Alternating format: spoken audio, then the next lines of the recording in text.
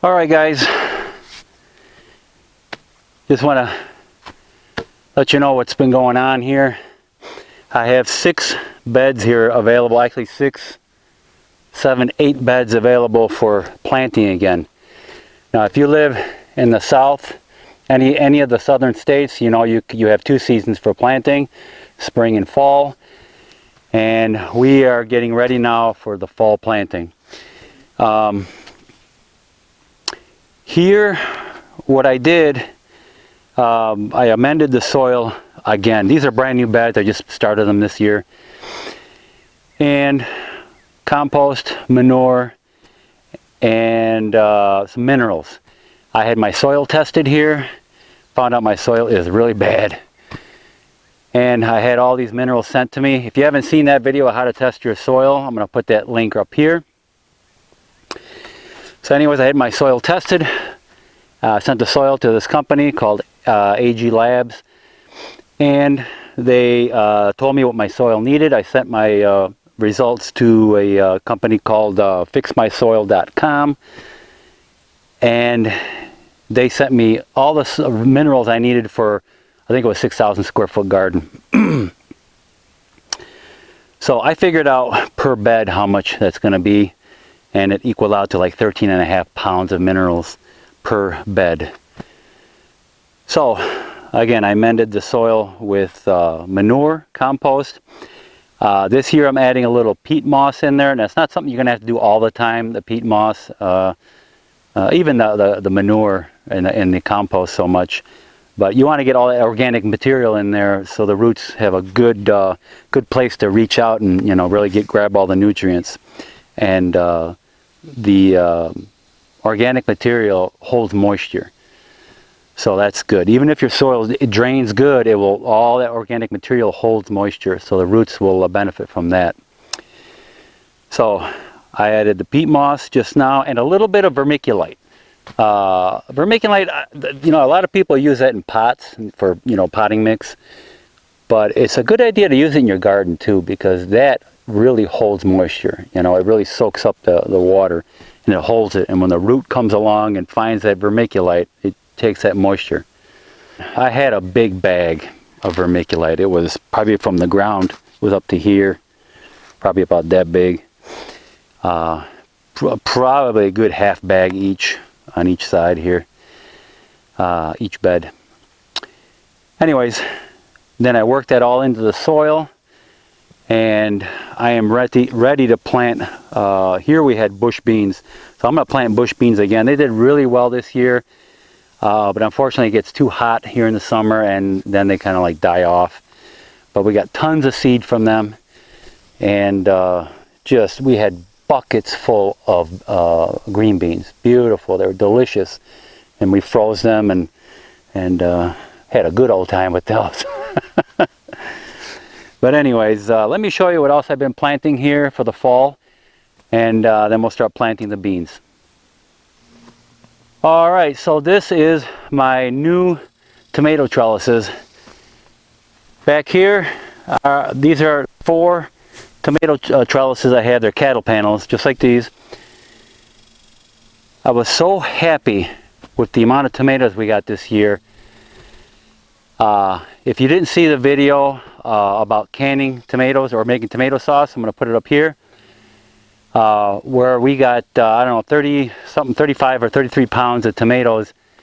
And we made about 9 jars, plus we probably could have made 11 or 12 jars, but we saved some extra to make some spaghetti sauce and stuff.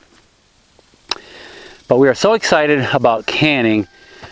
We went out and bought one of those tomato strainers, those hand ones, and it worked for the amount we had, some 30-something pounds.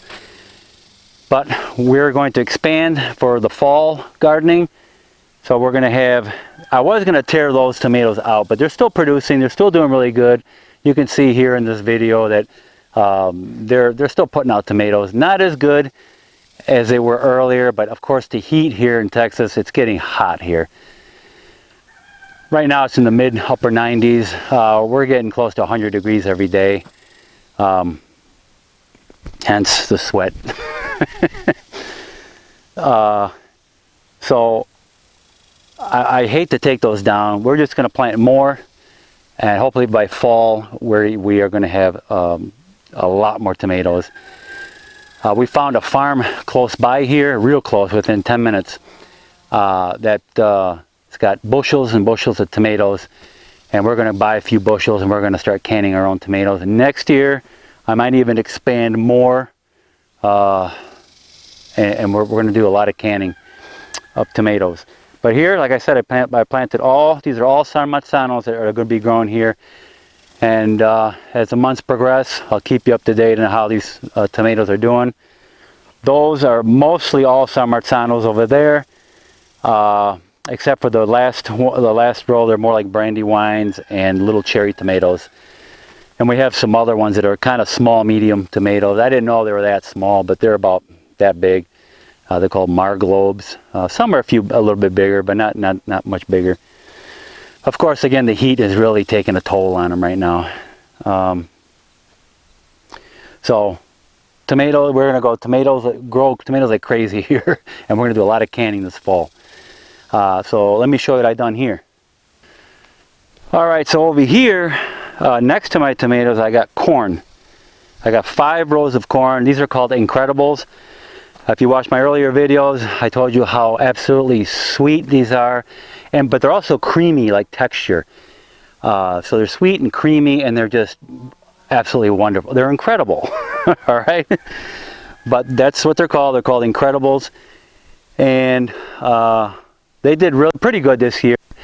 I amended the soil again, put more minerals in, and I'm going to really take care of them this year, and I want them to produce a lot of corn this year. I had earlier this year, I had 2 rows of some bicolored sweet corn, and the rest were incredible.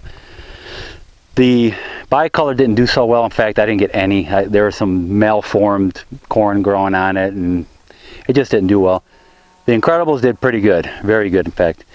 So this time I'm planted all Incredibles, and so in a few months from now I'm going to be enjoying some corn. So I know when I was showing you the corn here, you were also looking at my gugutzas over here. These bad boys I'm keeping these for seeds. This winter I'm going to take the seeds out of them, and I'm going to do a gugutza seed giveaway this winter time. So for you guys out there interested in growing them, we'll have seeds for springtime. Alright, so here I got my watermelons. My spring harvest, it was okay. It wasn't that great. I grew some, they're called diploid melons. They're a pretty good size, more of an ovally round kind of melon. That was this row here, and my idea was to have all the vines, train them to go this way, okay? That second row, they were ancient. They're called ancient watermelons. I got them from Rare Seeds, or Baker Creek seeds. Those, I got a few out of those too, and I trained them to go that way. The next one was a muskmelon, like a cantaloupe, and that didn't do well at all. And the last row was a hybrid cantaloupe. So this year I planted the same thing, except for the last row I planted honeydew instead. And I kept the hybrid cantaloupe, and I planted the honeydews. They're the ones that they're green on the inside, delicious.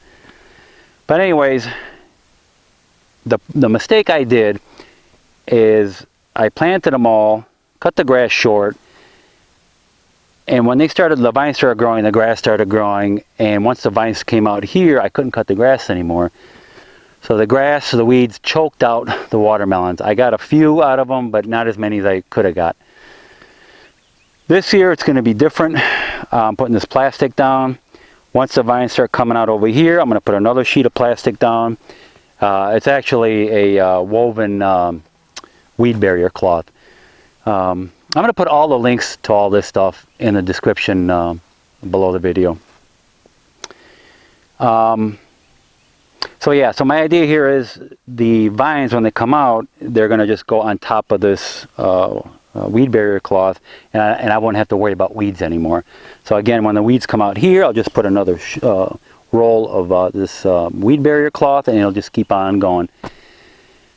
Tired of de-weeding this garden.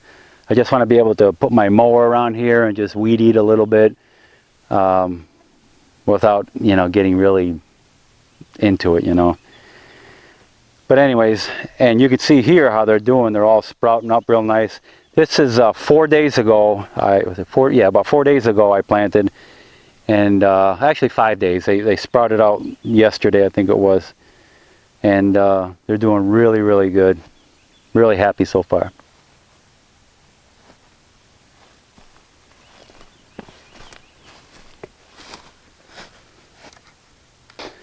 These here are my peppers. They are doing pretty good. These are called Marconis. They're kind of a long red pepper, about 6 to 8 inches long. Although mine have only gotten to about 6 inches long. Wonderful, roasted, delicious. But you can use them any way you want. Here I got a couple different varieties. I got some varieties here. You know what? I didn't plant these. These are black peppers. They must have got mistakenly put in the package when I ordered the package of seeds. And so I got these black peppers. But, you know, I'll try them. I got some California Wonders growing. And that's pretty much it over here. And over there I got another bed of peppers. They're more of your habanero. I got some beautiful purple cayenne peppers. Let me show you those real quick. Alright guys, these here are a purple cayenne pepper. They are absolutely beautiful. I got this plant, that one there, a third one behind it here, and one over there. They are wonderful. We're going to dry these out and grind them up and just use them in our seasoning. I like it spicy. Alright guys, here I have 2 beds of eggplants. These are your black beauties, and these are the Rosa Biancas. Beautiful eggplants. We get these and we put them on the barbecue and grill those suckers. They're so delicious, delicious. Same with the zucchinis, we do that. But yeah, these are doing really good. So we got 2 beds, Rosa Bianca, and the black beauties here, and they are doing fantastic. Alright, so what I'm doing now is I'm going to put my minerals that I had ordered for my soil test into my garden beds. I had done this earlier in the beginning of the year, but I already had planted here, and although I don't think the plants absorbed all the minerals, I want to replace them anyways. It's a good idea if you don't get your soil tested, just to put some azomite on your soil, mix it in. At least your plants will have the minerals when they need it. And the only way your plants are going to absorb the minerals in your soil is if you have the proper bacteria in your soil. And you get that with the organic material in your soil, like manure especially.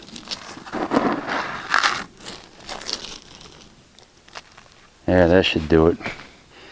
Like I said, I had done this earlier this year, so I'm not going to put the full amount in here. It was 13.5 pounds of minerals per bed, but like I said, since I did it earlier, I don't think I'm going to need it all.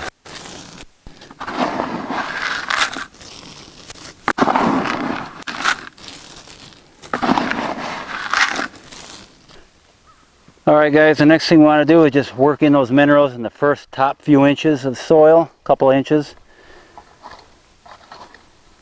And that should do it, because when it rains, it'll dissolve and go down into the soil where the roots need it. Remember now, most of your vegetables, the root systems don't go that deep. So just a couple inches on top is all you need here.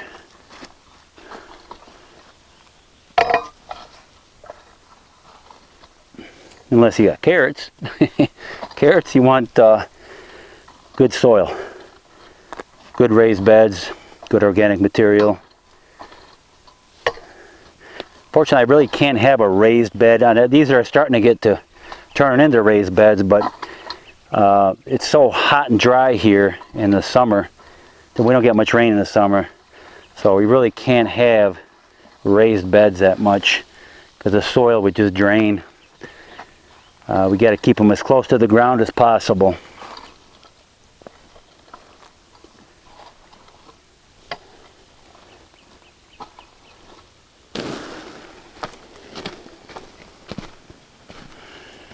Alright guys, so what I'm doing now is going to put this weed barrier cloth down, and that'll eliminate all the weeds, about 99% of them. And then we're going to put holes like I did on the watermelons for the beans.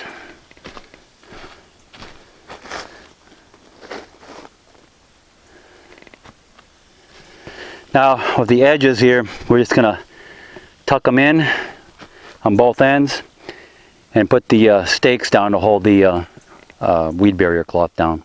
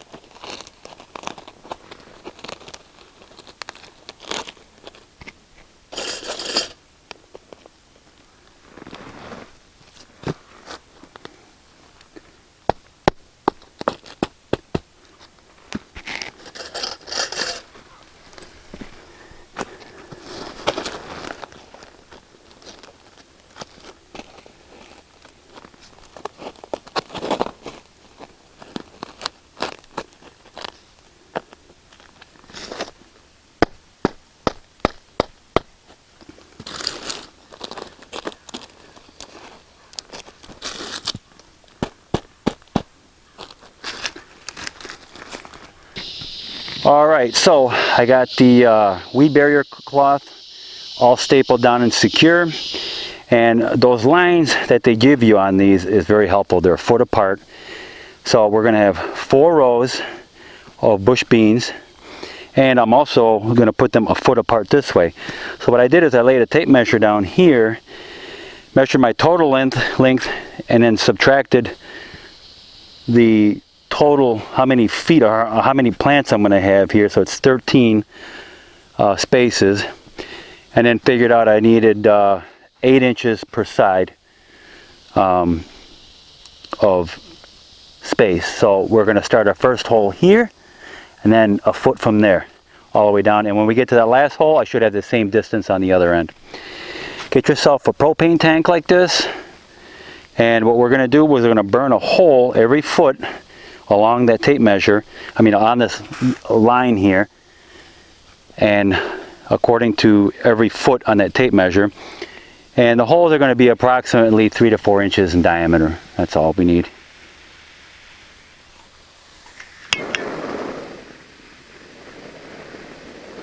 All right.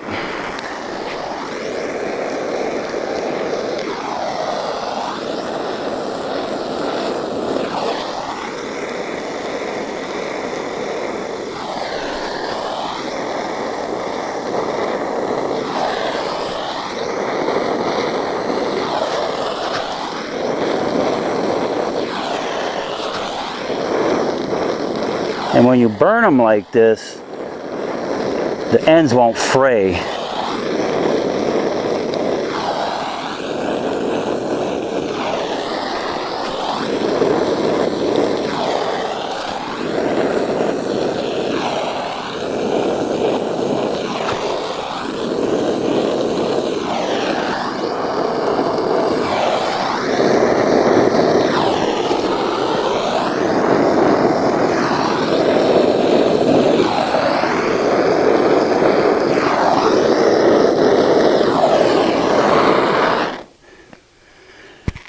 All right, guys, that is done.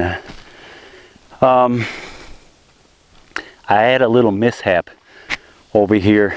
While I was doing the rest of the holes, there was a little lone fire crawling away, eating up the. It just went and I'll show you what it did there. All right, you can see here that while I was doing the other holes, I wasn't paying attention, but there was a little fire going on here, and it was burning its way through the plastic. So I'm going to have to patch this area up here. No big deal.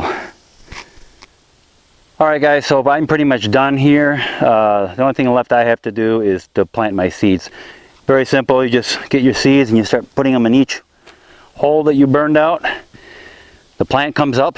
The weeds try to come up and they can't, and they all die under there. And the only little scraggly weed that might come out is through the sides here, but I can pull those out with no problem. This for us works, okay, because we just got so much. The weeds here are just incredible because we have such a long summer here. Summer basically, well, spring and summer basically is from March, we get nice weather, all the way to November, even parts of December.